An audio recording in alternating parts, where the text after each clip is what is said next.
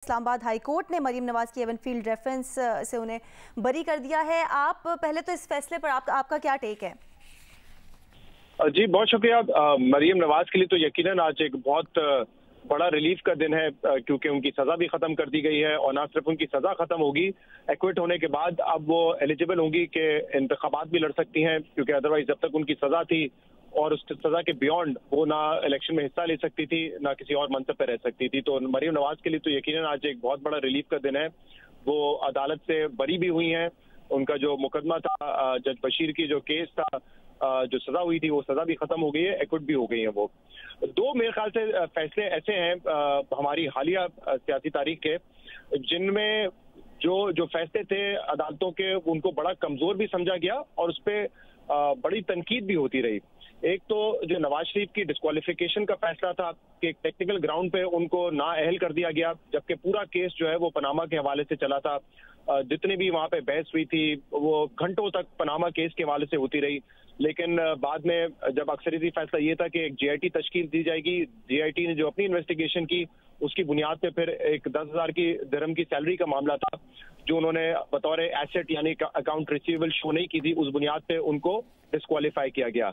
ये फैसला और उसके चंद माह बाद जो जज बशीर साहब की एहतसाब अदालत ने फैसला दिया था नवाज शरीफ का और मरीम नवाज का, उस पर भी तनकीद हुई। वो भी एक बहुत कमजोर फैसला था और उसकी वजह यह कि सुप्रीम कोर्ट ने आमदन से ज्यादा असासे बनाने के केस में एक जो प्रिंसिपल है वो बड़ा क्लियर कर दिया था कि बारे सबूत मुल्जिम पर उस वक्त आएगा जब एहतसाब जब नैब है जो प्रोसिक्यूटर है वो इस चीज को एस्टैब्लिश कर देगा कि क्या असासे उस शख्स के नाम पर हैं या असासे उसी शख्स के हैं जिसके खिलाफ ये मुकदमा है, उन असासों की मालियत कितनी है और इसके अलावा क्या उनकी जो इनकम है वो उससे मुताबिकत रखती है या नहीं रखती।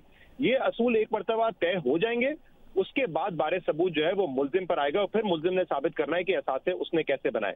तो जो जज बशीर साहब का फैसला था उसमें ये तो क्लियरली लिखा हुआ था ये करप्शन का मामला नहीं है, ये एसेट बियॉन्ड मीन्स का मामला है, लेकिन उसमें ये जो चीजें एस्टैब्लिश करनी थी जो मैंने आपको बताया कि सुप्रीम कोर्ट ने एक असूल तय कर दिया था आमदन से ज्यादा असासे केस में, वो भी असूल वो भी एस्टैब्लिश नहीं किया था, जिसकी वजह से इस फैसले पर बड़ी तनकीद हुई थी। और इस्लामाबाद हाई कोर्ट ने जो है सजा सस्पेंड कर दी थी नवाज शरीफ की भी, कैप्टन सफदर की भी और मरीम नवाज साहिबा की भी।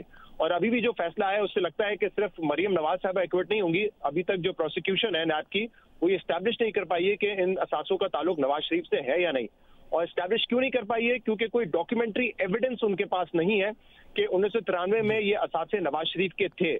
वो कहते हैं कि 2006 से हमें ये एसेट मिले थे, शरीफ फैमिली ने लिए थे, वो पैसा उनको कतरी फैमिली के थ्रू आया था, जो एक जमाने में इन्होंने इन्वेस्टमेंट की हुई थी शरीफ फैमिली ने कतरियों के पास, वहां से जब पैसा आया तो 2006 में अपार्टमेंट खरीदे। अब इसका कोई डॉक्यूमेंट्री एविडेंस नहीं है, इसलिए ये साबित नहीं होता कि एसेट्स नवाज शरीफ के हैं, उनसे उनका कोई ताल्लुक है। और ऑब्वियसली जो को अक्यूज थी मरीम नवाज, फिर वो भी उनका भी इससे कोई लिंक बनता नहीं है। तो कोई डॉक्यूमेंट्री एविडेंस ना होने की बुनियाद पे आज मरीम नवाज को एक्विट कर दिया है। हो सकता है, वैसे तो अदालत का फैसला है, आगे जाके जब ये केस आएगा या नवाज शरीफ साहब की अपील का जब मामला होगा तो वो केस मुझे लगता है कि वहां पे नवाज शरीफ साहब का भी अब केस बड़ा स्ट्रांग हो जाएगा। शहजाद, एवनफील्ड रेफरेंस में बरियत के साथ ये रुकने पार्लियामेंट बनने के लिए अहल हो गई हैं मरीम नवाज शरीफ। आज इसी मुतालिक जब उनसे सवाल हुआ तो उन्होंने कहा कि जब मेरी पार्टी कहेगी तो मैं इलेक्शन जरूर लड़ूंगी। अब पाकिस्तान की मुस्तकबिल की सियासत को आप किस तरफ जाता देख रहे हैं?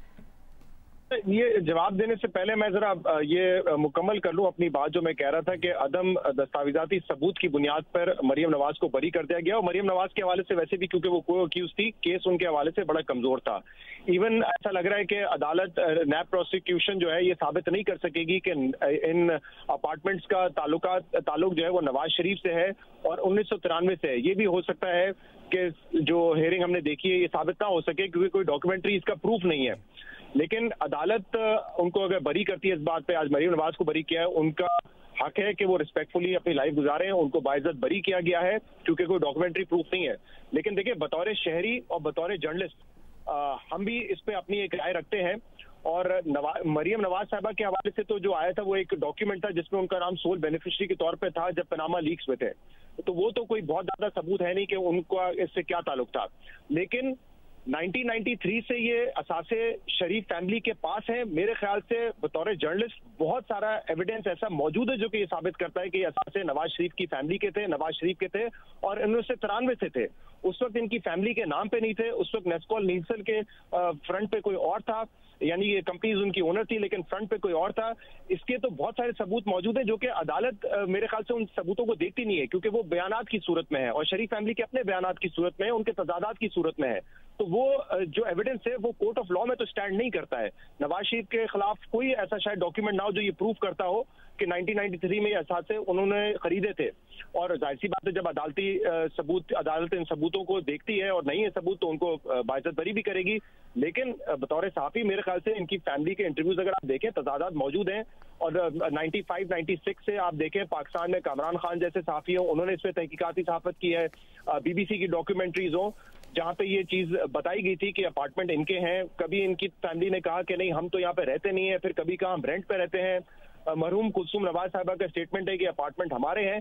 तो जो तजादात हैं और जो पूरी स्टोरी कतरी फैमिली की थी, जिस तरीके से पैसे आए और फिर पैसे से उन्होंने वो खरीदे, उसमें तो मुझे झोल नजर आता है। लेकिन क्योंकि दस्तावेजी कोई सबूत नहीं है उस बुनियाद पे तो ऑब्वियसली नहीं कहा जा सकता। बट एज ए जर्नलिस्ट जब आप देखते हैं कि इतने सारे बयानात हैं, तजादात है, तो आपको लगता है कि ये फैमिली के असासे 1993 से थे। बहरहाल ये साबित करना प्रोसिक्यूशन का काम है, हमारी अपनी राय इस पे हो सकती है।